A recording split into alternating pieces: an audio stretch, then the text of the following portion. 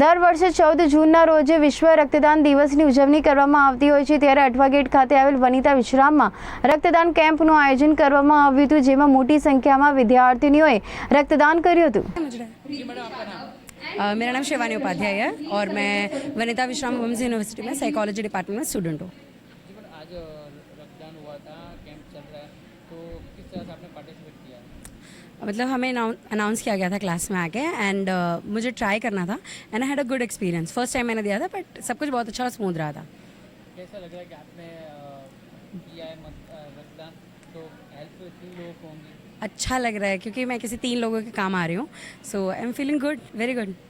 और सबको करना चाहिए, ट्रस्ट में, वेरी टू बी ऑनेस्ट, एक बार तो लाइफ में करना ही चाहिए ट्राई।